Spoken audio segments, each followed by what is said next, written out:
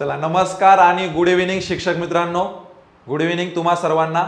मित्रांनो, टीईटी म्हणजे शिक्षक पात्रता परीक्षा या परीक्षेची जी बॅच आपल्या इग्नाइट अकॅडमी ॲपवर उद्यापासून म्हणजेच 20 तारखेपासून सुरू होणार आहे, त्या बॅचला अनुसरूनच आपण तुमच्यासाठी रोज संध्याकाळी 8 वाजता टीईटीच्या मागील प्रश्नपत्रिकांचं विश्लेषण घेऊन येत आहोत। याचे तुम्ही रोज व्हिडिओ बघत असाल। आजचा आपला जो व्हिडिओ आहे मित्रांनो, तो आहे पेपर फर्स्ट 2021 चा गणित विषयाचा पार्ट 2 या संदर्भातचा पार्ट 1 हा तुम्ही ऑलरेडी बघितलेला असेल। आजच्या व्हिडिओमध्ये आपण त्यातीलच उर्वरित प्रश्न बघणार आहोत गणित या विषयाचे। मग सुरुवात करूया मित्रांनो आजच्या आपल्या या लेक्चरला। मी योगेश बोबडे तुमच्या सर्वांचं OLS बाय इग्नाइट अकॅडमी या YouTube चॅनलवरती स्वागत करतो। लेक्चर सुरू करण्यापूर्वी मित्रांनो 2-3 अनाउन्समेंट आपल्या आहेत। पहिली अनाउन्समेंट आहे आपल्या या बॅच संदर्भात ज्याबद्दल मी बोलतोय, टीईटी शिक्षक पात्रता परीक्षा लाईव्ह प्लस रेकॉर्डेड बॅच आपल्या ॲप वरती सुरू झालेली आहे। फॅकल्टीज कोण कोण असतील तुम्हाला या बॅच साठी? विजय शेळके सर आहे मराठी व मानसशास्त्रासाठी, बाळासाहेब बोडके सर असतील आपल्याला इंग्रजी व्याकरणसाठी इंग्रजीसाठी, अमोल गाडेकर सर आहे परिसर अभ्यास सामाजिक शास्त्र या घटकासाठी, गणित व भूमिती हे विषय योगेश बोबडे सर आणि ज्ञानदेव वराडे सर घेतील, सोबतच सामान्य विज्ञान हा विषय राजेश जाधव सर घेतील आणि बापू गायकवाड सर हे आपल्याला मेंटॉरिंगचं काम करतील। या बॅचची जी काही वैशिष्ट्ये असतील ती देखील तुम्ही या स्लाइड वरती बघू शकता। या बॅच मध्ये ऍडमिशन तुम्हाला घ्यायचं असेल तर तुम्हाला इग्नाइट अकॅडमी हे ॲप डाउनलोड करायचं आहे। त्या ॲप मध्ये तुम्हाला शिक्षक भरती या कॅटेगरी मध्ये तुम्हाला बॅच मिळेल आणि ही बॅच तुम्ही तिथं पेमेंट करून सुरू करू शकता। अधिकची माहिती तुम्हाला पाहिजे असेल तर 8888996116 या नंबरवर तुम्ही कॉल करून विचारू शकता। यानंतर अजून एक बॅच आपल्या प्लॅटफॉर्मवरती आहे ती म्हणजे अंगणवाडी पर्यवेक्षिका। ही देखील उद्याच म्हणजेच 20 तारखेला सुरू होणार आहे। या बॅच मध्ये पहिले लेक्चर सुरू होतील। या बॅचची डिटेल तुम्ही या स्लाइड वरती बघू शकता। या बॅचची जी काही फीस आहे ती आहे 1999 संपूर्ण विषयासाठी। या बॅचच्या अधिक माहितीसाठी तुम्ही पुन्हा त्याच नंबरवरती कॉल करू शकता 8888996116 आणि सोबतच तलाठी व इतर सरळ सेवेची बॅच आपल्या प्लॅटफॉर्मवरती 15 मार्च पासून सुरू आहे। या बॅच मध्ये देखील रेग्युलर रोज लेक्चर चालू आहे। कोणकोणती फॅकल्टी आहेत ते तुम्ही या ठिकाणी बघू शकता। ही देखील बॅच तुम्हाला आपल्या इग्नाइट अकॅडमी या ॲप मध्ये सरळ सेवा भरती या कॅटेगरी मध्ये मिळून जाईल। तर मित्रांनो सुरू करूया आजच्या आपल्या पहिल्या प्रश्नाला। आले सगळे? गुड इव्हिनिंग, गुड इव्हिनिंग तुम्हा सर्वांना। आणि सुरुवात करूया मित्रांनो आपल्या पार्ट 2 ला। पेपर फर्स्ट विषय गणित याचा पार्ट 2 आणि आपला आजचा पहिला प्रश्न, विशिष्ट रकमेच्या 7/18 पट रक्कम वेदला किंवा 2/5 पट रक्कम आलोकला किंवा 3/8 पट रक्कम सानियाला किंवा 6/11 पट रक्कम विनाला दिली असेल तर सर्वात कमी रक्कम कोणाला मिळाली असेल? बघा हा प्रश्न आपल्याला वारंवार रिपीट झालेला आहे। म्हणजे 2021 ला तर आलेलाच आहे, पण त्याच्या पहिले 2020 ला देखील आला होता। तिथे विचारलं होतं सर्वात जास्त रक्कम कोणाला मिळालेली आहे। थोडक्यात काय तर तुमच्याला प्रश्नामध्ये जे 4 वेगवेगळे अपूर्णांक आपल्याला दिसत आहेत, या अपूर्णांकाच्या आपल्याला किमती काढायच्या आणि त्यांच्या मधला लहान मोठेपणा ठरवायचा आहे। रक्कम किती आहे कोणती आहे आपल्याला माहित नाही। मग तुम्हाला काय करायचंय, 7/18, 2/5, 3/8 आणि 6/11 यांच्यापैकी नेमका कमी कोण आहे लहान कोण आहे हेच ओळखायचं। करा, ट्राय करा। मी तोपर्यंत माहिती मांडतो।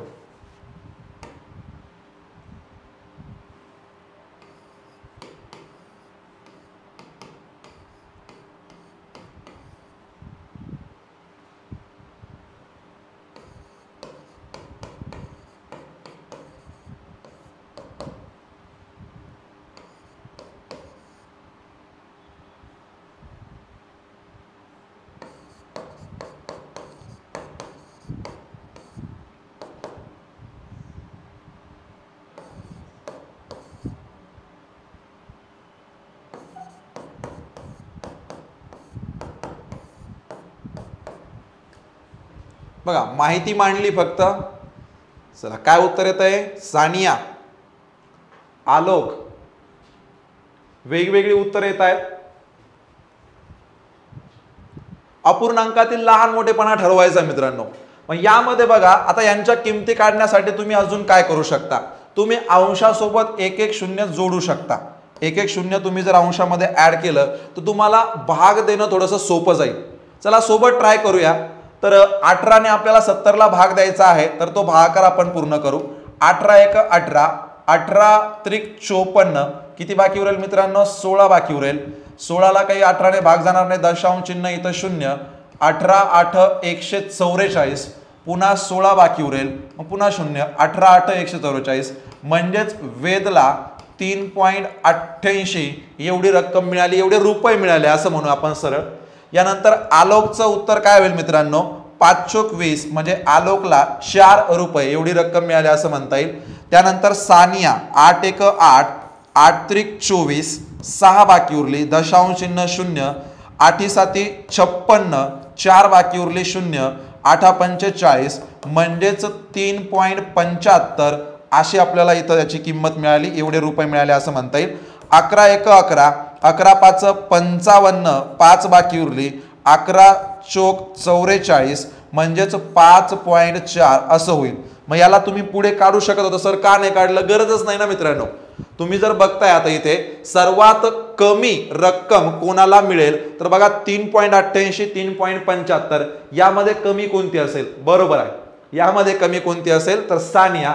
आता बऱ्याच जणांचं उत्तर आलं बघा, सानिया सर्वात कमी रक्कम मिळेल सानियाला, जे की आहे आपलं पर्याय क्रमांक 3 सानिया. आलाय प्रश्न लक्षात तुमच्या? अशा प्रकारच्या प्रश्नामध्ये फक्त त्या अपूर्णांकाचा लहान मोठेपणा ठरवावा लागतो, रक्कम वगैरे दिलेली नाही. अशा सेम स्ट्रक्चरचा प्रश्न आपल्याला शाब्दिक उदाहरणामध्ये पण येतो अपूर्णांकाच्या, ज्यामध्ये आपल्याला असं म्हटलं जातं की शंकर सेठने त्यांच्या जवळील एकूण रकमेच्या 7/18 भाग मुलाला दिला, 3/8 भाग मुलीला दिला आणि उर्वरित 24,000 रुपये बँकेत जमा केले. तर त्यांच्याकडे एकूण रक्कम किती होती, किंवा मुलाला किती दिला, मुलीला किती दिला, ते देखील प्रश्न असतात, पण त्यांना सोडवण्याची पद्धत ही वेगळी. यामध्ये फक्त आपल्याला कोणाचा हिस्सा किती आहे हे शोधायचं होतं. आलंय लक्षामध्ये?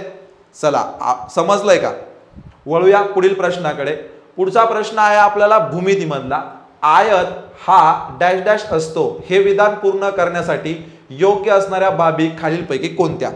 समांतरभुज चौकोन, काटकोन चौकोन का समभुज चौकोन, तिघांपैकी नेमकं कोणकोणतं योग्य आहे? सगळ्यात पहिले तर मित्रांनो आयत बद्दल आपण समजून घेऊ. जी स्क्रीन तुम्ही बघताय मित्रांनो, तुमच्या मोबाईलची असेल किंवा लॅपटॉप असेल, पीसी असेल, जी स्क्रीन आहे ना ती आयताकृती आहे, बरोबर की नाही? मग आयताचे गुणधर्म काय काय आहेत ते आपण सगळ्यात पहिले समजून घेऊ. आयतासाठी मित्रांनो सर्व कोण हे काटकोन असले पाहिजे. आयतासाठी काय असले पाहिजे? सर्व कोण हे काटकोन असले पाहिजे. यानंतर समोरासमोरील बाजू समान असल्या पाहिजे. सर्व कोण काटकोन समोरासमोरील बाजू समान असल्या पाहिजे. यानंतर त्याचे जे कर्ण असतील यांची देखील लांबी ही समान असली पाहिजे आणि ते एकमेकांचे काय असतात? तर दुभाजक असतात. एकमेकांचे काय असतात? दुभाजक. मात्र जिथं ते एकमेकांना भेटतात म्हणजे त्यांना तिथे ते छेदतात तिथे ते 90 अंशाचा कोन करत नाहीत. हे कंपल्सरी नाहीये आयतसाठी. तर हे आयताचे गुणधर्म झाले. मग आता बघूया आपण पहिले समांतरभुज चौकोनाबद्दल. समांतरभुज चौकोनाचा गुणधर्म काय आहे? समोरासमोरील बाजू या समान आणि समांतर पाहिजे. मग यामध्ये बघा या बाजूला ही बाजू समांतर आहे आणि ते समान देखील आहे. त्यानंतर या बाजूला ही बाजू समांतर आहे आणि ती समान पण आहे. म्हणजे पहिला गुणधर्म फॉलो होतोय. समांतरभुज चौकोनाचे जे काही कर्ण असतात ते एकरूप असतात म्हणजे सारखे असतात. मग समांतरभुज चौकोनाचे कर्ण याचे देखील कर्ण मित्रांनो एकरूपच आहेत, सारखे आहे. काटकोन चौकोनाचे आयताचे कर्ण हे सारखेच आहे. म्हणजे दोन्ही गुणधर्म लागू होतात म्हणजे समांतरभुज चौकोन असतो. आयत हा काय असतो? तर समांतरभुज चौकोन असतो. दुसरं ऑप्शन जे आपल्याला दिलंय काटकोन चौकोन. तर मित्रांनो काटकोन चौकोन हे आयताचंच दुसरं नाव आहे. काटकोन चौकोन हे आयताचंच दुसरं नाव आहे. त्यामुळे याबद्दल जास्त टेन्शन नव्हतं कुणाला किंवा ते कन्फ्यूज करणारं नव्हतं. आता बघूया तिसरं आपलं समभुज चौकोन. समभुज चौकोनाचे गुणधर्म काय काय आहेत? सर्व बाजू समान. आयताच्या सर्व बाजू समान असतीलच असं नाही, समोरासमोरील बाजू या समान असल्या पाहिजे. बरं ठीक आहे, पहिल्यामध्ये असं होऊ शकतं. चला याला पण आपण आयत म्हणतो बघा. हा जरी तुम्ही चौरस म्हणत असेल तरी मित्रांनो एक वाक्य तुम्ही 100% ऐकलं असेल की प्रत्येक चौरस हा आयत असतो. प्रत्येक चौरस हा आयत असतो. पण प्रत्येक आयत हा चौरस असेलच असं नाही, बरोबर आहे की नाही? हे तुम्ही वाचलं असेलच. मग आता बघा समभुज चौकोन, सर्व भुजा या समान असतात, त्यानंतर कर्ण त्यांचे समान असतात आणि कर्ण हे लंबांतर असतात, म्हणजे कर्ण जिथं एकमेकांना भेटतात ना तिथे मित्रांनो 90 अंशाचा कोन तयार होतो. मग समभुज चौकोन, चौरस हा समभुज चौकोन असेल, मात्र आयत हा समभुज चौकोन असणार नाही. त्यामुळे या प्रश्नाचं उत्तर आपलं काय येईल माहिती का, अ आणि ब, फक्त अ आणि ब. तर ते उत्तर आहे मित्रांनो आपलं पर्याय क्रमांक 1, फक्त अ आणि ब. समांतरभुज चौकोन येईल आणि काटकोन चौकोन येईल, मात्र समभुज चौकोन हे येणार नाही. वळूया लगेचच पुढील प्रश्नाकडे. पुढचा प्रश्न मित्रांनो आपला फक्त बॉडमासचा, सिम्प्लिफिकेशनचा. चला ट्राय करा सिम्प्लिफिकेशनचा प्रश्न आहे. फक्त अपूर्णांक दिलेले आहेत तुम्हाला आणि उत्तर हे वेगवेगळ्या फॉर्मॅटमध्ये आहे. 2 जे फॉर्मॅट आहे ते मिश्र अपूर्णांकाचे आहे आणि एक जो आहे 2 जे आहे ते दशांश मधले आहे. ट्राय करा.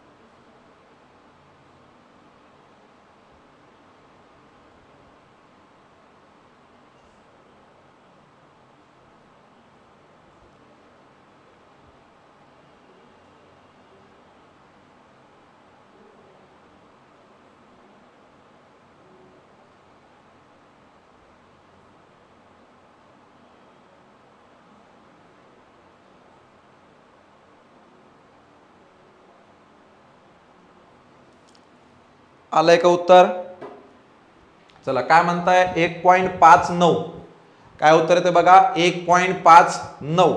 चला बरोबर आहे का आपण चेक करून घेऊ. तर मित्रांनो सगळ्यात पहिले आपण काय करूया, हे जे मिश्र अपूर्णांक यांना साध्यामध्ये कन्वर्ट करू.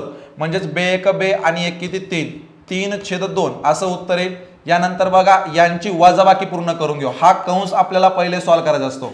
यांची वजाबाकी कशी करणार बघा, छेद हा समान करूया आपण, म्हणजेच 8 होईल. इथे 8 आहे, इथे 4 आहे, लसावी आला मित्रांनो यांचा 8, 5 5, नंतर 4 दुने 8 म्हणजेच काय झालं 1 दुने 2, 5 मधून 2 गेले 3, 3/8 झालं, गुणिले काय आहे मित्रांनो 0.24. आता 0.24 चा आपण काय करणार, त्यामधला पॉइंट काढून टाका आणि छेदामध्ये काय होईल मग 2 शून्य येतील, कारण दशांश चिन्हानंतर 2 अंक आहेत.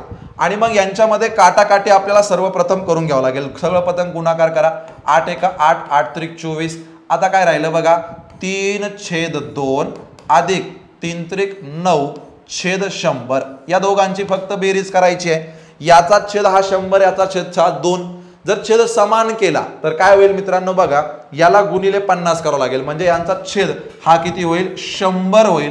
याला गुणिले 50 जर केलं तर 3 गुणिले 50 किती झालं बघा 150 अधिक 9 म्हणजेच 159 छेद 100. याचं उत्तर येईल मित्रांनो आपलं 1.59, जे की आहे पर्याय क्रमांक 2. तुम्ही शेअर करताय ते उत्तर एकदम बरोबर. सिम्प्लिफिकेशन हा रेग्युलर टॉपिक आहे बरोबर, कुठल्याही परीक्षेसाठी आपल्यावर त्यावरती प्रश्न असतो आणि जनरली आपलं त्याचं उत्तर येतच. फक्त असं आहे की मित्रांनो आपलं ते कमीत कमी वेळेमध्ये आलं पाहिजे, बरोबर की नाही, कमीत कमी वेळेमध्ये आलं पाहिजे. वळूया पुढील प्रश्नाकडे. पुढचा प्रश्न आहे, शेजारील घडणीवरून तयार होणाऱ्या इष्टिकाची ती आकाराच्या पेटीच्या ए विरुद्ध पृष्ठभागावर किंवा पृष्ठावर कोणते अक्षर असेल. बघा गणित हा विषय दिलेला आपल्याला टीईटी साठी, बुद्धिमत्ता उल्लेख नाहीये, मात्र तरी देखील पेपर फर्स्ट साठी आपल्याला काही बुद्धिमत्ता घटकावरती प्रश्न येतात, ज्यामध्ये कॅलेंडर आहे, दिनदर्शिका, घड्याळ आहे, यानंतर अशा प्रकारची घनाकृती असेल त्याच्यावरती प्रश्न असतात, त्रिकोण चौकोन मोजणे, आकृत्या मोजणे हा जो घटक आहे त्यावरती पण प्रश्न असतात. म्हणजे बुद्धिमत्ता पण आहे असं म्हणता येईल पर्टिक्युलर 4-5 टॉपिक. तर बॅच मध्ये काय होईल मित्रांनो, बॅच मध्ये गणित तर तुम्हाला शिकवलं जाईलच, सोबत पेपर फर्स्ट साठी जे काही बुद्धिमत्ता हा घटक आहे त्या बुद्धिमत्ता घटकामधले जे जे टॉपिकवर आपल्याला प्रश्न वारंवार विचारलेले आहेत ते टॉपिक आपले कव्हर होतील.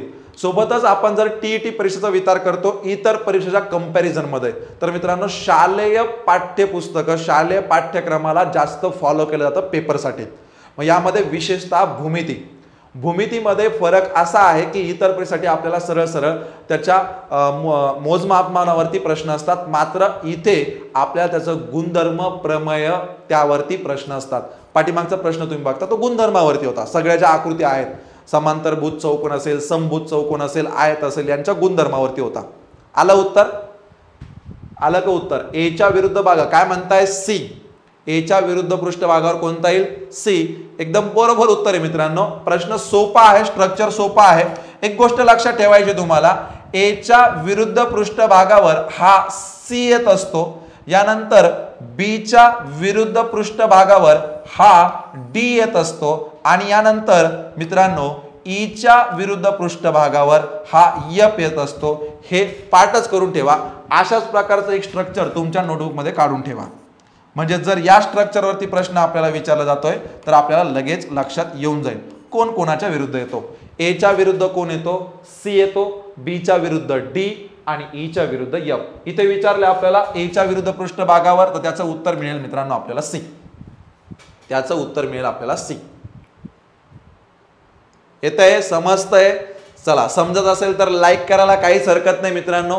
सोबतच या लेक्चरची लिंक आपल्या सर्व शिक्षक मित्रांना शेअर करा, डीएड बीएड धारक मित्रांना शेअर करा, कारण मित्रांनो नुकतीच आपली टेटची परीक्षा झाली, म्हणजे शिक्षक पात्रता शिक्षक अभियोग्यता चाचणी ही परीक्षा आपली झाली। मग शिक्षक अभियोग्यता चाचणी देण्यासाठी शिक्षक पात्रता परीक्षा म्हणजे टीईटी पात्र असणं गरजेचं आहे, महत्त्वाचं आहे। मग यासाठी मित्रांनो आता नेक्स्ट स्टेट जेव्हा होईल त्यासाठी आपण त्यासाठी क्वालिफाय असणं गरजेचं आहे। आपल्या प्लॅटफॉर्मवरती टीईटी शिक्षक पात्रता परीक्षा ही बॅच उद्यापासून सुरू होते, त्यामध्ये बऱ्याच जणांनी ऍडमिशन घेतलेलं आहे, तुम्ही देखील घेऊ शकता आणि वेळेमध्ये प्रॉपर तयारी पूर्ण करू शकता। कारण नंतर काय होईल मित्रांनो, नोटिफिकेशन होईल आणि मग काही गडबड होईल, वेळही कमी असतो। सध्या आपण दैनंदिन 3-4 तास जरी देतोय तरी पेपर पर्यंत आपला व्यवस्थित अभ्यास होईल। तर हे आलंय तुमच्या लक्षामध्ये। वळूया पुढील प्रश्नाकडे। 3 पेट्यामध्ये अनुक्रमे 216, 126 व 162 वया आहेत, तर त्या पेट्यामधील वयांचे समान वया असलेले गठ्ठे करायचे असल्यास प्रत्येक गठ्ठ्यात जास्तीत जास्त किती वया घ्याव्यात? कोणत्या टॉपिकवरचा प्रश्न आहे? टीईटीचं नोटिफिकेशन दरवर्षीचा आपण जर अभ्यास केला ना मित्रांनो, तर जुलै ऑगस्ट या महिन्यामध्ये येतं दरवर्षी अभ्यास केला तर, पण पाठीमागच्या वर्षी ते काही कारणाने होऊ शकले नाही, त्यामुळे चान्सेस आहेत असे मे बी की ते लवकर पण येऊ शकतं। नोटिफिकेशन हे जनरली दरवेळी जुलै ऑगस्ट मध्ये येतं, हे मात्र फिक्स आहे। पाठीमागे 2013 पासून तुम्ही जर बघताय दरवर्षीचं, तर जुलै ऑगस्ट मध्ये आपल्याला नोटिफिकेशन येतं आणि आपली परीक्षा ही ऑक्टोबर नोव्हेंबर मध्ये राहते दिवाळीच्या पिरियडमध्ये। मग त्यावेळेस तर आपला अभ्यास होणार नाही जास्त दिवाळीच्या पिरियडमध्ये, अगोदरच पूर्ण झालेला कधीही चांगला। म्हणून आज आता ताबडतोब बॅच मध्ये ऍडमिशन घ्या, जो नंबर खाली स्क्रोल होतोय त्यावरती कॉल करून माहिती विचारून घ्या, त्यानंतर ऍडमिशन करून घ्या। बॅचची फीस आहे 2499 रुपये सर्व विषयांसाठी। पेपर फर्स्ट आणि पेपर सेकंड दोन्हीची तयारी होईल। कशाचा? मसावी लसावीचा, बरोबर। कशाचा प्रश्न आहे? मसावी लसावीचा प्रश्न आहे, आणि त्यामध्ये कुठला? तर मसावी। कारण आपल्याला काय करायचं मित्रांनो, जास्तीत जास्त हा शब्द आलेला आहे। कोणता शब्द आलेला आहे उदाहरणामध्ये? जास्तीत जास्त। मग आपल्याला काय करावं लागेल? 216, 126 आणि 162 यांचा मसावी काढावा लागेल। 216, 126 आणि 162 यांचा मसावी। तीनही संख्यांना भाग दिला अशी संख्या कोणती आहे? तर मित्रांनो 6 3 9 6 3 9 6 3 9 ने भाग जाईल बघा, 9 ने भाग जाईल, कारण या सर्वांच्या अंकांची बेरीज ही 9 येते। आपण यांना 9 ने भाग देऊ। 9 दुने 18, किती बाकी उरले? 3, 9 चौक 36, 9 एक 9, यानंतर इथे पण 3 बाकी उरली, तर 9 चौक 36, इथे बघा 9 एक 9, किती बाकी उरली बघा? 7, 9 8 72। आता आपल्या समोर आहेत 24, 14 आणि 18, या तिघांना भाग दिला अशी संख्या कोणती? तर 2 आहे। बे 1 बे, बे 2 4, बे 7 14, बे 9 18, 12 7 9 या तिघांना भाग जाईल अशी एखादी संख्या आहे का? तर नाही। म्हणजे आपलं मसावीचं काम संपलं आणि प्रश्नाचं उत्तर देखील आलं। या तिन्ही संख्यांचा जो मसावी आहे मित्रांनो तो आला आपला 18। किती आला? 18, आणि 18 हेच आपलं या प्रश्नाचं उत्तर झालं। हेच आपलं या प्रश्नाचं उत्तर झालं. काय म्हटले बघा, 3 पेट्यामध्ये अनुक्रमे 216, 126 व 162 वह्या आहेत. त्या पेट्यातील वह्यांचे समान वह्या असलेले गठ्ठे करायचे असल्यास प्रत्येक गठ्ठ्यात जास्तीत जास्त किती वह्या घ्याव्यात. तर जास्तीत जास्त किती वह्या घ्याव्यात हे शब्द आपल्याला सांगतात की हा प्रश्न आपला मसावीचा आहे. दिलेल्या संख्यांचा मसावी काढला, उत्तर आलं आपलं 18. तुम्ही 216चे 18 18 18 असे समान गठ्ठे करू शकता. 126चे 18 18 18 असे 7 गठ्ठे करू शकता. त्यानंतर 162चे 18 18 18 असे 9 गठ्ठे करू शकता. तसं बघितलं तर तुम्ही या प्रत्येकाचे 2 2 2 2 2 2 चे पण गठ्ठे करू शकता, 9 9 9 9 चे पण करू शकता. पण हा जो शब्द आहे जास्तीत जास्त म्हणजे एका गठ्ठ्यामध्ये जास्तीत जास्त किती घेता येईल तर 18 घेता येईल. 18 पेक्षा जास्त समान संख्येचे गठ्ठे होणार नाही. आलंय लक्षामध्ये. चला वळूया पुढील प्रश्नाकडे. Very good. 18 हे उत्तर येईल आणि मसावी काढा गेल. पुढचा प्रश्न मित्रांनो आपल्याला 49.247 या संख्येतील उजवीकडील 4 ची स्थानिक किंमत डावीकडील 4 च्या स्थानिक किंमतीच्या किती पट आहे.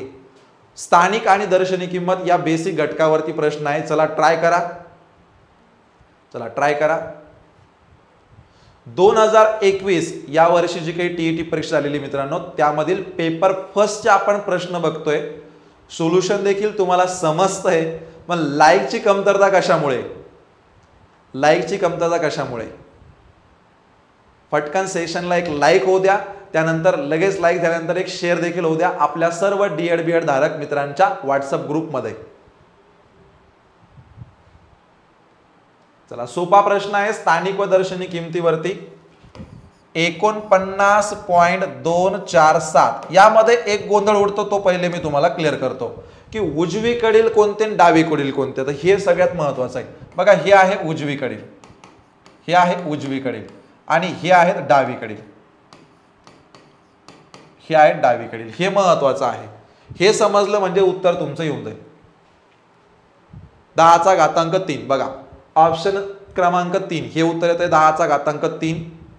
नंतर -3 असं पण होतं, 10⁻2 पण आहे. चला वेगवेगळे उत्तर मिळत आहे. बघूया योग्य उत्तर काय आहे.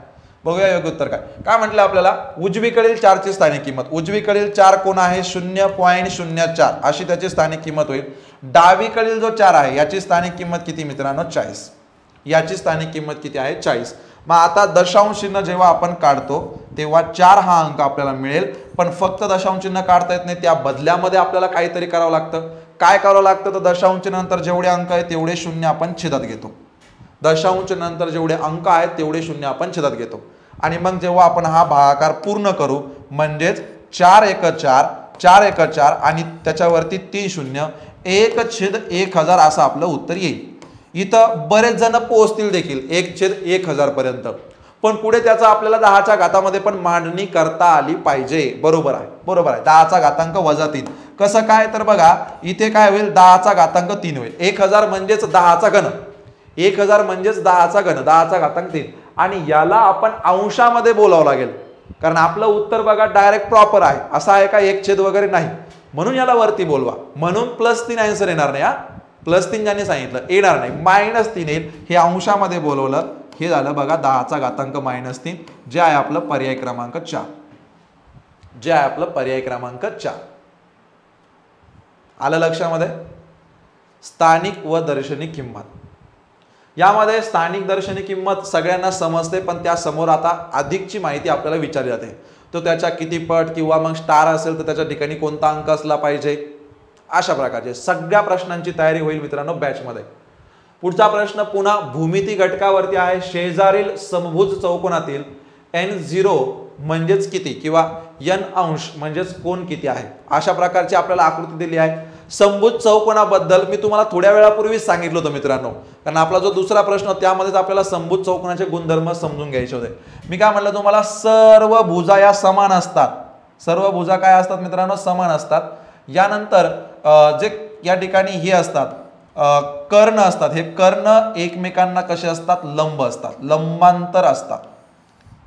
लंबांतर असतात. मग मित्रांनो हा जर 90 आहे, हा जर 20 आहे तर हा किती होणार आहे 70. कारण हा एवढा जर आपण एक त्रिकोण पकडतोय तर या त्रिकोणाच्या सर्व कोणांच्या मापाची बेरीज किती व्हायला पाहिजे 180. मग हा 90 हा 70 160 160 आणि 20 किती 180. 180 20 येणार नाही, हा 20 येणार नाही, तो व्युत्क्रम कोण होतच नाही. व्युत्क्रम कोण इकडून कुठून 70 कडून, म्हणजेच बघा आता तुम्ही व्युत्क्रम कोण लावू शकता त्याला अशा प्रकारे. तर हा झाला तुमचा व्युत्क्रम कोण, हा जो कोण असेल त्याच मापाचा हा कोण होईल, म्हणजेच उत्तर असेल मित्रांनो आपलं पर्याय क्रमांक 1 70 अंश. पर्याय क्रमांक 1 70 अंश. आलंय का लक्षामध्ये. 20 नाही येणार. 20 मापाचा जो कोण असेल मित्रांनो तो हा असेल, हा 20 चा असेल, हा असेल 90 चा. समभुज चौकोनाचा हा गुणधर्मच आहे, समभुज चौकोनाचा गुणधर्मच आहे. सर्व भुजा या समान असतात आणि त्याचे कर्ण परस्परांना काय असतात मित्रांनो लंब असतात, लंबांतर असतात. मग त्याचाच आपण वापर इथं केला, म्हणजे हा होणार 90 अंश. 90 अंश. हे प्रश्न डायरेक्ट लवकर समजत नाहीत बरं का, यासाठी आपल्याला त्या आकृतीबद्दल प्रॉपर माहिती असणं गरजेचं आहे. म्हणून तर मी तुम्हाला सुरुवातीलाच बोललो की आपल्याला भूमितीवरती प्रमेय गुणधर्मावरती जास्त प्रश्न असतात, ना की डायरेक्ट क्षेत्रफळ घनफळावरती. ते असतात पण त्यांची संख्या ही कमी असते, यांची संख्या जास्त. पेपर सेकंडला तर भूमितीचे प्रश्न जास्त असतात, तिथे आपल्याला बुद्धिमत्ताचे प्रश्न विचारत नाही. मग बुद्धिमत्ता म्हणजे भूमिती याची तयारी आपल्याला पाठ्यपुस्तकातून करणं गरजेचं आहे. 8वी 9वी 10वी प्रत्येक प्रमेय प्रत्येक आकृतीचे गुणधर्म माहीत असणं गरजेचं आहे. प्रमेयावरती पेपर फर्स्टला कमी असतात, पेपर फर्स्टला एक गुणधर्मावरती असतात, मात्र पेपर सेकंडला प्रमेयावरती पण जास्त प्रश्न असतात. मग याचं डिटेल ॲनालिसिस देखील मी तुमच्यासाठी घेऊन येईल. सोबतच बॅचमध्ये या सगळ्या गोष्टी तुम्हाला प्रॉपर शिकवल्या जातील. बॅच सुरू होते मित्रांनो आपली उद्यापासून, अगदी बेसिक पासून. म्हणजे मी तुम्हाला अगदी सुरुवातीच्या लेक्चरमध्ये चिन्हांचे नियम शिकवणार आहे.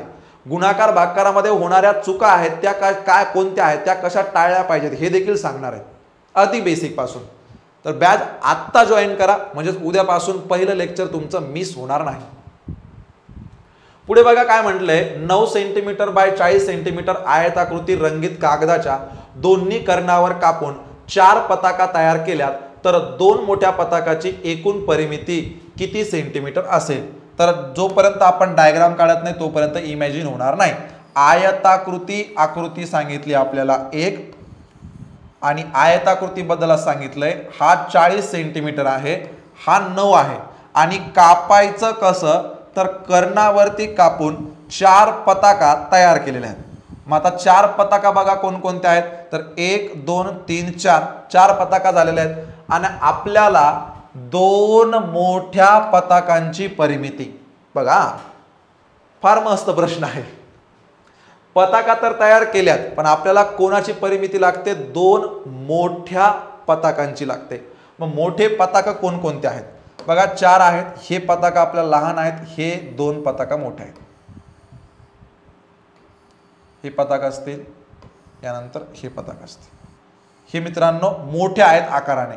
मग याचं माप हे 40 आहे, तर याचं पण माप किती मित्रांनो 40च आहे. मग हे तर आपल्याला मिळालं. मग आपल्याला परिमिती म्हणजे काय असतं, तर परिमिती असतं मित्रांनो सर्व बाजूंची बेरीज. काय असतं, सर्व बाजूंची बेरीज. म्हणून आपल्याला ही बाजू सोबतच ही बाजू, त्यानंतर ही बाजू आणि ही बाजू माहित होणं गरजेचं आहे. मग आपण काय करूया, आता एवढ्या आकृतीचा विचार करू. एवढी आकृती झाली मित्रांनो एक काटकोन त्रिकोण. काटकोन त्रिकोणामध्ये जर हा 40 असेल, हा 9 असेल, तर हा असतो 41. हा पायथागोरसचा त्रिकूट आहे. 40चा जो वर्ग आहे मित्रांनो तो असणार 1600 आणि 9चा वर्ग किती असतो 81. 1681 येईल. आणि मग 1681चं जर वर्गमूळ तुम्ही काढलं तर ते तुम्हाला मिळेल 41. किती मिळणार आहे 41. मग 41 ही बाजू होईल इथून इथपर्यंत. काटकोनामध्ये कर्ण हे एकमेकांना काय म्हणतात मित्रांनो, ते दुभाजक असतात, समांतर दुभाजक. म्हणजे इथून इथपर्यंत हे जर 41 आहे, वर्गमुळा 1681, हे जर 41 आहे, तर मित्रांनो हे असणार 20.5 आणि हे देखील असणार 20.5. मग त्याचप्रमाणे हे देखील असेल 20.5, हे देखील असेल 20.5. मग आता 20.5 म्हणजेच 41, हे पण 41, 40, 40. म्हणजे 2 मोठ्या पताकाची जी परिमिती असेल 41 अधिक 41 अधिक 40 अधिक 40, 4 चौक 16, 160 आणि 2 162 पर्याय क्रमांक 3 हे बरोबर आहे. 162 बरोबर आहे. Very good. 162 आलंय बघा त्यांचं. 162 81 नाही हा, 81 नाही, 162 हे उत्तर बरोबर आहे. चला वळूया पुढील प्रश्नाकडे. ह्या दोन मोठ्या पताकाबद्दल बोललेलं होतं म्हणून आपण यांची परिमिती शोधली. लहान पताकाबद्दल बोललं असतं तर या लहान पताका झाल्या. चौरस आकृतीला जर कापलं तर सर्व पताका या समान मापाच्या असतील. चौरस आकृती जर असेल एखादा कागद आणि त्याला कापून जर आपण पताका तयार केल्या कर्णावरती तर सर्व पताका या समान असतील, सारख्या असतील. मात्र आयताकृतीवरती काय होईल, दोन दोन सारख्या असतील. म्हणजे ही आणि ही पताका सारखी आहे, ही आणि ही पताका सारखी आहे.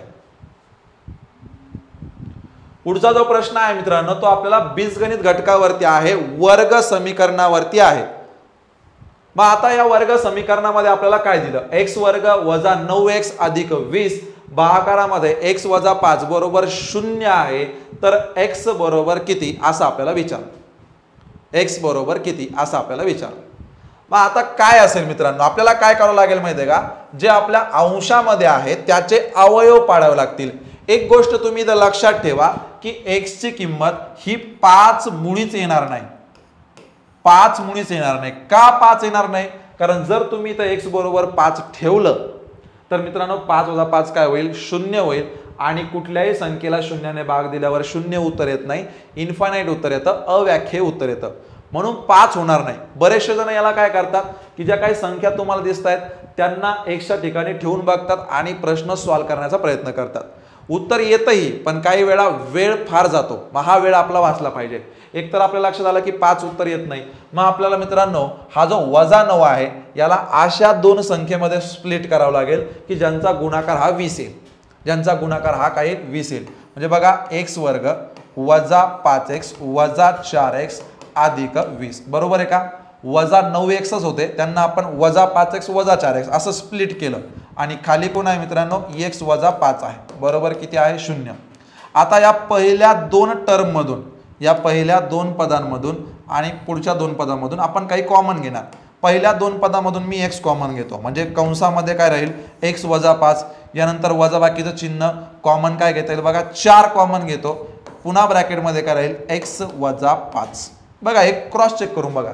x गुणिले x काय होईल x चा वर्ग, x गुणिले वजा 5 काय होईल वजा 5x. यानंतर वजा 4 आहे, वजा 4 गुणिले x काय होईल वजा 4x. वजा आहे, वजा 4 गुणिले वजा 5 म्हणजे 4 5 20 प्लस 20 आहे. आला इथपर्यंत लक्षात. अवयव पाडावे लागतात.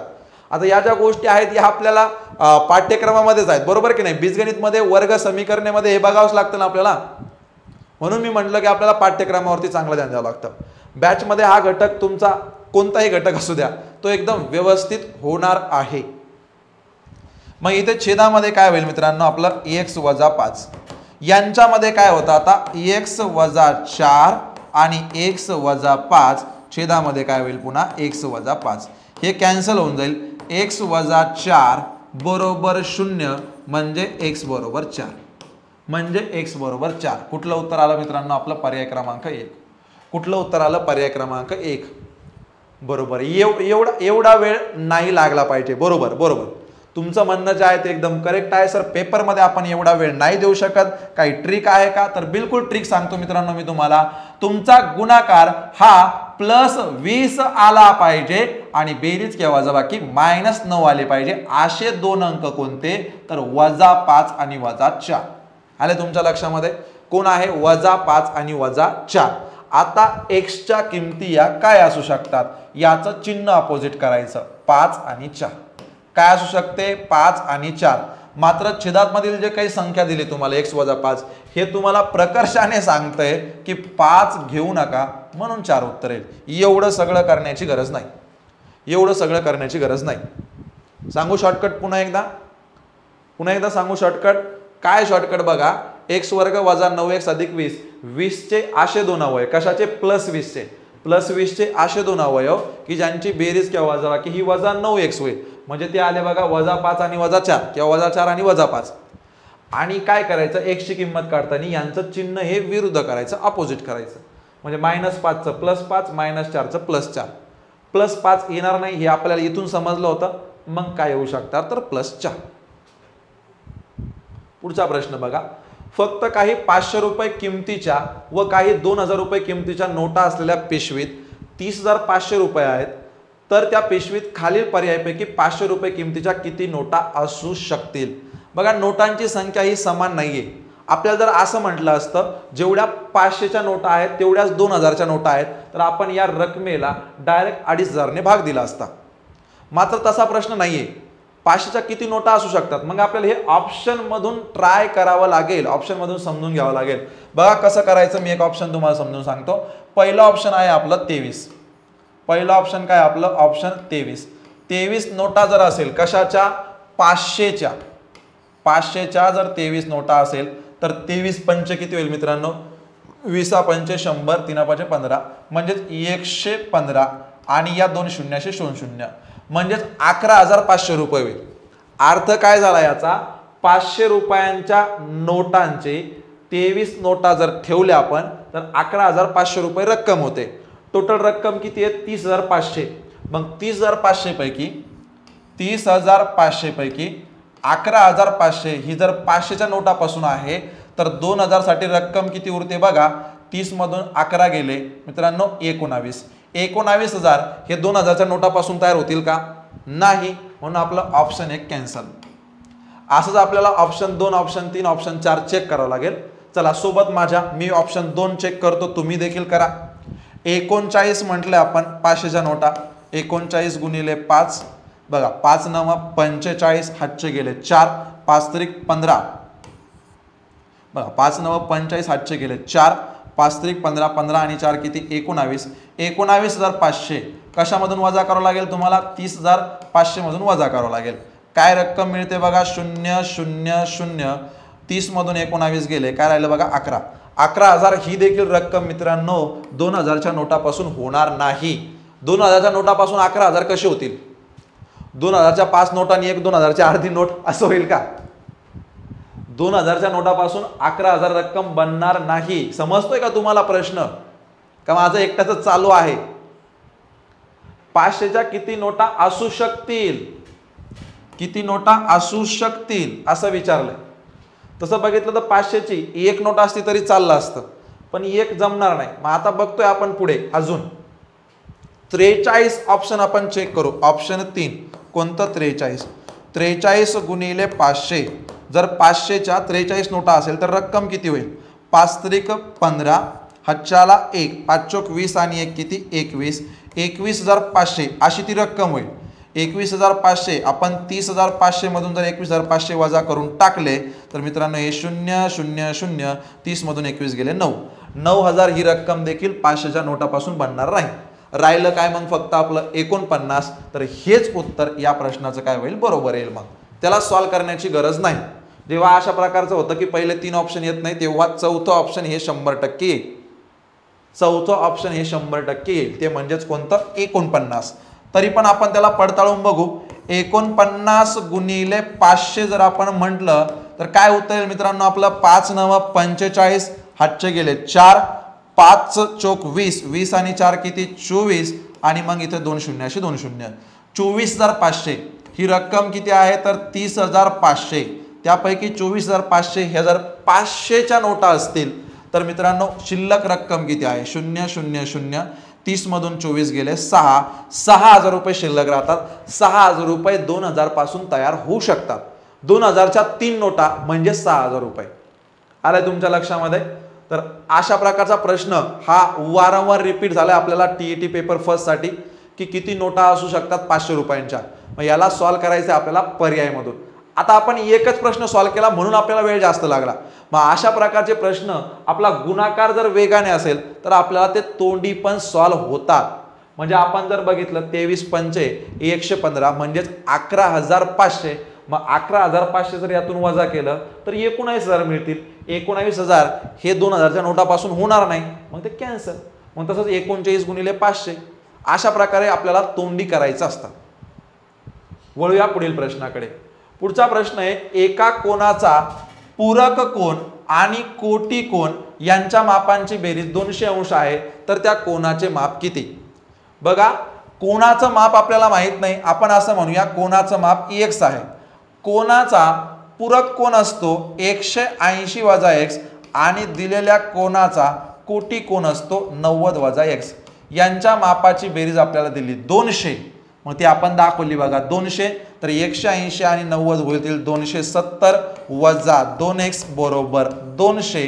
200 इकडे घ्या 2x तिकडे पाठवा 70 बरोबर 2x तर x बरोबर मित्रांनो 35 अंश. 35 अंश मापाचा जो कोन असेल त्याचा पूरक कोन आणि कोटी कोन यांच्या मापाची बेरीज असेल 200. काय असतो कोटी कोन पूरक कोन काय असतो? ज्या दोन कोनांच्या मापाची बेरीज 90 अंश असते त्यांना आपण एकमेकांचे कोटी कोन म्हणतो आणि ज्या दोन कोनांच्या मापाची बेरीज ही 180 अंश असते त्यांना आपण एकमेकांचे पूरक कोन म्हणतो. पण जर का आपलं कोनाचं माप हे 35 अंश आलेलं आहे तर याचा मित्रांनो कोटी कोन, याचा कोटी कोन हा किती होईल आपला? कोटी कोन किती होईल? 35 चा 55 होईल. 50 60 70 80 बरोबर 55 होईल. आणि याचाच मित्रांनो पूरक कोन किती होईल? पूरक कोनासाठी 180 आली पाहिजे बेरीज. मग 155 सॉरी 145 किती होईल ते? 145. 180 वजा 35 145. आणि या दोघांच्या मापाची बेरीज करून बघा ती तुम्हाला किती मिळते? 200 अंश. फरकावरती उदाहरण राहत नाही, फरकावरती उदाहरण राहत नाही कारण फरक हा कोटी कोन आणि पूरक कोनचा फरक हा नेहमी सारखाच येत असतो, हे लक्षात ठेवा. वळूया पुढील प्रश्नाकडे. पुढचा प्रश्न आहे मित्रांनो आपल्याला आलेखावरती, जे आपलं TCS IBPS पॅटर्न आपण म्हणतो त्यांचा फेवरेट आहे. DI चा पार्ट, आलेख असेल एखादा तक्ता असेल त्यावरती प्रश्न. पण TET ला आपल्याला भरपूर वर्षापासून हा प्रश्न येतो आलेखावरती. कारण मित्रांनो तुम्हाला पुन्हा तेच की जी काही परीक्षा आपली आहे ही शालेय अभ्यासक्रमावरती आधारित आहे. मग शालेय अभ्यासक्रमामध्ये सांख्यिकीय पार्टमध्ये आपल्याला आलेख आहे त्यामुळे आलेखावरती आपल्याला 1-2 प्रश्न असतात. मग इथे आलेखावरती 2 प्रश्न विचारले आहेत. आलेखा कशाचा आहे? विद्यार्थ्यांच्या उपस्थितीचा आहे. जून महिन्यामध्ये विद्यार्थी उपस्थिती 60 आहे. दिसतंय का व्यवस्थित? क्वालिटी थोडीशी वाढवून बघा बरं का. दिसत नसेल तर थोडीशी क्वालिटी वापरा, वाढवा आणि स्क्रीन शक्यतो आडवी करा. उभी ठेवल्यावरती मे बी छोटं होईल तर दिसणार नाही. जून महिन्यामध्ये विद्यार्थी उपस्थिती ही 60 आहे. जुलै महिन्यामध्ये 75 आहे. ऑगस्ट मध्ये 80 आहे. सप्टेंबर मध्ये 65 आहे आणि ऑक्टोबर मध्ये 90 आहे. हे झालं आपलं क्लिअर. आता आपल्याला काय विचारलं यामध्ये? आपल्याला प्रश्न असा होता ऑक्टोबर महिन्याची विद्यार्थी उपस्थिती ऑगस्ट महिन्याच्या विद्यार्थी उपस्थितीच्या शेकडा कितीने जास्त आहे. मग आता बघा ऑक्टोबर मध्ये विद्यार्थी उपस्थिती किती आहे? ऑक्टोबर मध्ये विद्यार्थी उपस्थिती आहे मित्रांनो 90 आणि ऑगस्ट मध्ये विद्यार्थी उपस्थिती आहे 80. मग आपल्याला विचारलं की ह्याच्या किती जास्त आहे? ज्याच्या म्हटलं का त्याला खाली घेऊन टाका छेदामध्ये. कितीने जास्त आहे तर 10 ने जास्त आहे म्हणून लगेच गुणिले मग 100 करा. यांचं कॅल्क्युलेशन पूर्ण. 0 0 कॅन्सल. यानंतर काय होईल? 2 पंचे 10, 2 चौक 8, 2 दुने 4, 2 पंचे 10. काय होईल आता पुन्हा? 25 भागिले 2. 25 भागिले 2 उत्तर येईल मित्रांनो आपलं 12.5%. काय उत्तर येईल? 12.5%, ज्याला आपल्याला म्हणता येईल 12.1/2%. जर आपल्याला काय म्हणता येईल 12.1/2%. कारण इथं बघा 2 1 2 2 दुने 4 म्हणजे 12 हा भागाकार येईल आपला 12.1/2%. बाकी येईल 1 आणि भाजक आहे आपला 2. आला पहिला प्रश्न लक्षात आलेखावरचा. बऱ्याचदा काय होतं माहिती आहे का, हा प्रश्न स्किप देखील करतात काही जण. त्यांना वाटतं की आपला एवढा अभ्यासच नाही आलेखचा. आलेखाचा अभ्यास म्हणजेच काय असतं की तुम्हाला आलेखामध्ये दिलेली माहिती ही वाचता आली पाहिजे, ती तुम्हाला समजली पाहिजे, एवढंच आहे फक्त. त्यावरती जे बाकी प्रश्न असणार ना हे जनरलच असतात, रेग्युलरच असतात. शेकडेवारीवर असतील, त्यानंतर काही गुणोत्तर प्रमाणावर असतील, काही सरासरीवर येत असतील. फक्त तुम्हाला आलेख रीड करता आला पाहिजे. आलेख रीड करता आला पाहिजे म्हणजे काय तर जून महिन्याची विद्यार्थी उपस्थिती ही 60 आहे, जुलै महिन्याची विद्यार्थी उपस्थिती 75 आहे. याला म्हणते आलेख रीड करणे वाचणे. आणि त्यावरती आपल्याला प्रश्न डायरेक्ट असं न देता ऑक्टोबर महिन्यामध्ये 90 विद्यार्थी उपस्थित होते, ऑगस्ट मध्ये 80 होते, तर ऑक्टोबर महिन्यामध्ये उपस्थित विद्यार्थ्यांची संख्या ऑगस्ट महिन्यामध्ये किती टक्क्यांनी जास्त आहे असं न देता आलेखामध्ये मांडून दिलं फक्त आपल्याला. पुढचा प्रश्न होता आपल्याला, किती महिन्यात विद्यार्थ्यांची शेकडा उपस्थिती 5 महिन्यातील शेकडा सरासरी उपस्थितीपेक्षा कमी आहे. म्हणजे सरासरी उपस्थिती आपल्याला काढायची आहे, त्यापेक्षा किती महिन्यांची उपस्थिती ही कमी आहे. मग आता बघूया आपण सरासरी किती होईल. 60 आहे मित्रांनो जूनसाठी, जुलैसाठी आहे 75, यानंतर ऑगस्टसाठी आहे 80, त्यानंतर सप्टेंबरसाठी आहे 65 65 आणि ऑक्टोबरसाठी आहे मित्रांनो 90 एवढी शेकडा उपस्थिती. या सगळ्यांची मी बेरीज करून घेतो. 5 आणि 5 10 0 8 1. आता इथं काय करता येईल मला, 7 1 6 7 2 14 7 1 21 7 4 28 7 5 35 36 37. बरोबर केलं का. 7 1 6 7 2 14 7 1 21 7 4 28 7 5 35 36 37. बरोबर.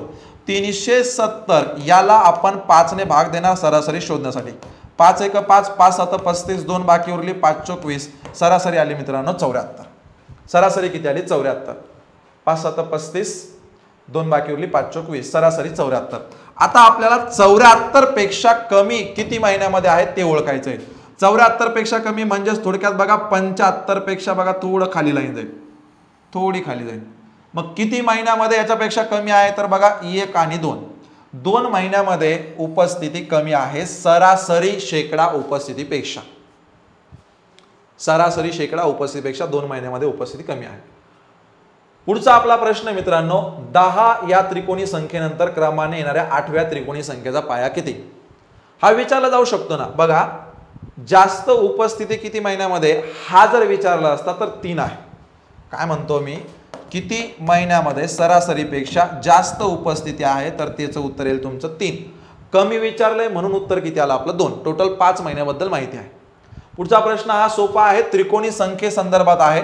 पहिले तर आपल्याला 10 या त्रिकोणी संख्येचा पाया काढावा लागेल. त्याची दुप्पट आली मित्रांनो 20. याच्या अगोदरची पूर्ण वर्ग संख्या 16, त्याचं वर्गमूळ 4. म्हणजे 4 काय आला तर 10 या त्रिकोणी संख्येचा पाया आला. सोपा घटक आहे त्रिकोणी संख्या, तुम्हालाही माहित असेल. 10 या त्रिकोणी संख्येचा पाया किती आला 4. दुपटीच्या अगोदरच्या पूर्ण वर्ग संख्येचं वर्गमूळ. आता आपल्याला त्याच्या पुढची मागची त्रिकोणी संख्या नाही विचारली, आपल्याला पाया विचारला. तर येणाऱ्या 8व्या त्रिकोणी संख्येनंतर नंतर विचारलं बरं का, नंतर 8व्या नंतर म्हणजे पुढची म्हणून प्लस केलं, +8 काय उत्तर आला बघा 12. 12 हा आहे 10 या त्रिकोणी संख्येनंतर येणाऱ्या 8व्या त्रिकोणी संख्येचा पाया. म्हणून आपलं उत्तर आलं मित्रांनो पर्याय क्रमांक 3. जनरली बाकी परीक्षामध्ये आपल्याला पुढची त्रिकोणी संख्या विचारतात, पण आपल्याला टीईटी मध्ये पाया विचारतात. मग पुढची त्रिकोणी संख्या म्हणजे 12 × 13 / 2 78 उत्तर येईल. पुढची त्रिकोणी संख्या विचारलं असतं 8वी त्रिकोणी संख्या तर 78 आला असतं, पण ते नाही विचारला, त्याचा फक्त पाया विचारला. म्हणून 78 ज्यांनी दिलं का 78 येणार नाही. 78 ऑप्शन मध्ये पण नाही. तुम्हाला रेग्युलर सवय लागली आपली बाकी सरळ सेवा लेवलच्या एक्झाम सारखी की ही त्रिकोणी संख्या आहे त्याच्या समोरील 8वी त्रिकोणी संख्या कोणती, तसं नाही. 8व्या त्रिकोणी संख्येचा पाया किती तर तो आला मित्रांनो ऑप्शन क्रमांक 3 12. 12 वाल्यांचं उत्तर एकदम बरोबर. 12 वाल्यांचं उत्तर बरोबर. पुढचा प्रश्न आहे, एक काम काही मजूर काही दिवसात पूर्ण करतात.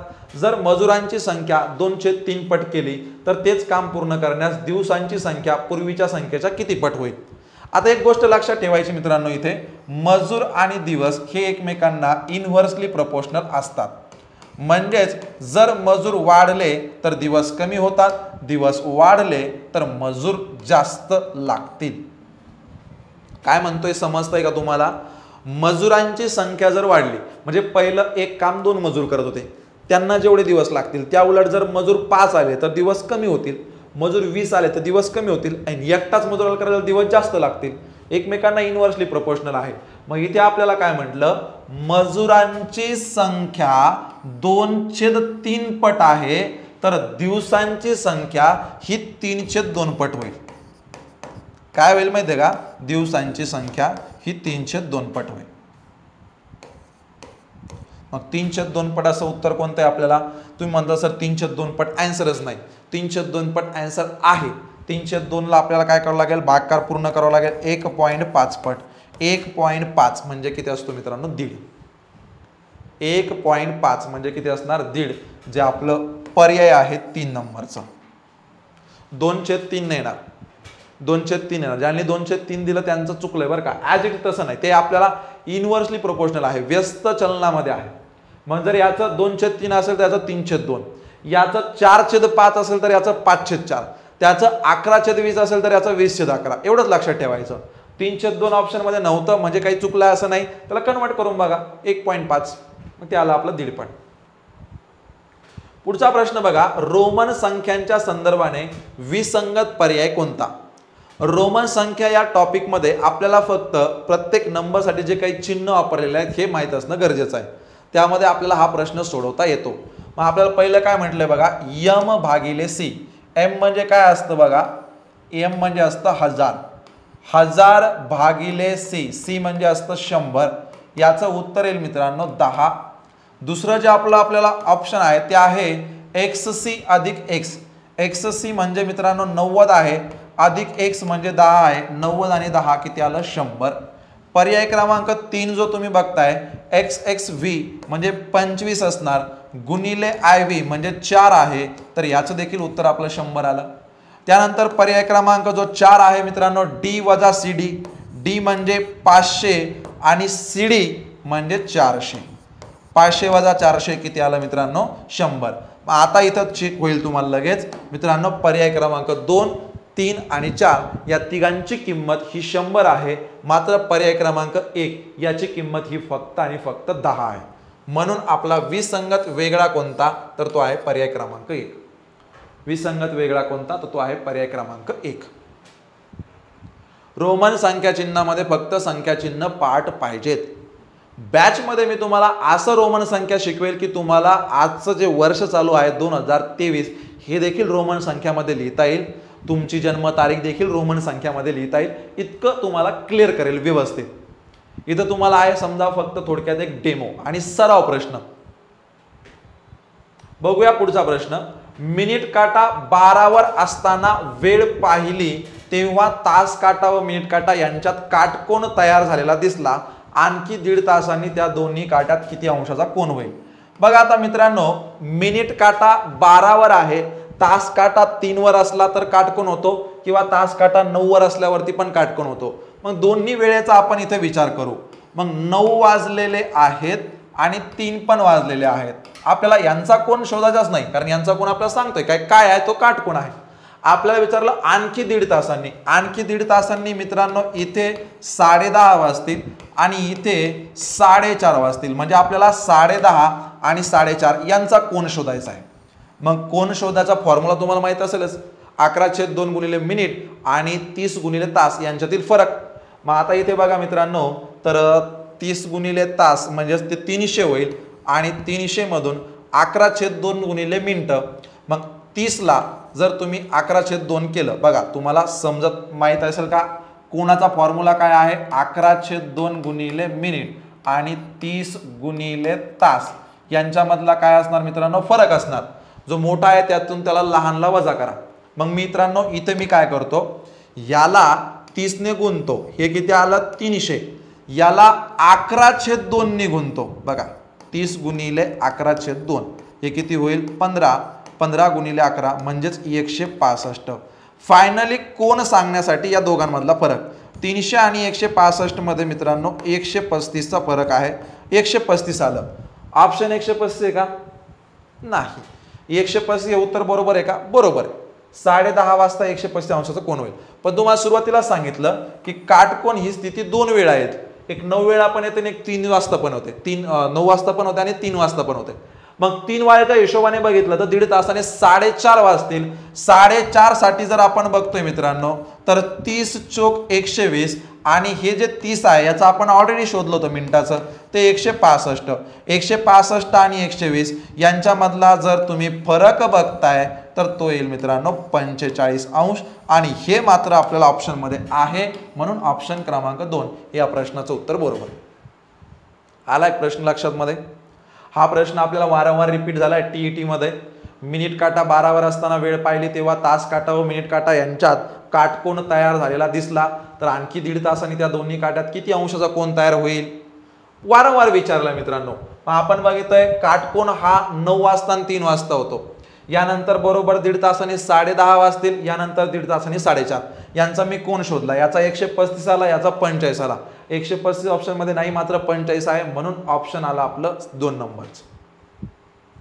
पुढचा प्रश्न मित्रांनो आपल्याला, खालील आकृतिबंधात चौकोनाच्या जागी असणारी संख्या कोणती? थोडक्यात हा देखील कशावरती प्रश्न आहे, बुद्धिमत्तावरती प्रश्न आहे, संख्या मला नंबर सिरीजवर प्रश्न आहे. जर तुम्ही मित्रांनो संख्या बघताय तर संख्या या तुम्हाला पूर्ण वर्ग संख्येच्या जवळच्या दिसतील. निरीक्षण आपलं असं असलं पाहिजे, सराव असला पाहिजे की बघून आपल्याला लक्षात येतील. म्हणजेच बघा, हा जो 15 आहे हा आहे 4चा वर्ग वजा 1, हा आहे मित्रांनो 5चा वर्ग वजा 1, हा आहे 35 6चा वर्ग वजा 1, हा 7चा वर्ग वजा 1, 63 आहे 8चा वर्ग वजा 1, म्हणजे पुढे काय असणार 9चा वर्ग वजा 1 आणि 81 वजा 1 80. सोपा प्रश्न होता. समोर काय असणार मग 10चा वर्ग वजा 1, जो असणार मित्रांनो आपला 99. तर इथे आपला पेपर फर्स्ट जो आहे 2021चा याचा आपलं पूर्ण सोल्युशन संपतंय मित्रांनो. यामध्ये आजच्या लेक्चरमध्ये आपण राहिलेले प्रश्न बघितले, बाकी प्रश्न आपण ऑलरेडी अगोदरच्या भागामध्ये बघितले होते. तो भाग आपल्या चॅनलवरती अवेलेबल आहे, तो तुम्ही बघू शकता. आणि हा आहे त्याचाच पार्ट 2 म्हणजेच काही प्रश्नांचं राहिलेल्या प्रश्नांचं विश्लेषण. तर सोल्युशन तुम्हाला आवडलं असेल तर लाईक करायला विसरू नका. अशाच प्रकारची रोज नवनवीन व्हिडिओ बघण्यासाठी चॅनलला सबस्क्राईब करायला विसरू नका. आणि मित्रांनो, जी काही बॅच आपली उद्यापासून सुरू होत आहे त्यामध्ये ॲडमिशन करायला देखील विसरू नका. टीईटी शिक्षक पात्रता परीक्षा ही बॅच आपण उद्यापासून सुरू करतोय. म्हणजे 20 तारखेपासून यामध्ये पहिल्यापासून लेक्चर होतील. तर पहिल्यापासून माझ्यासोबत गणित विषयाचा आणि आपल्या इतर रिस्पेक्टेड फॅकल्टी सोबत त्या विषयाचा अभ्यास सुरू करण्यासाठी आजच बॅच जॉईन करा. भेटूया पुढच्या व्हिडिओमध्ये. तोपर्यंत धन्यवाद.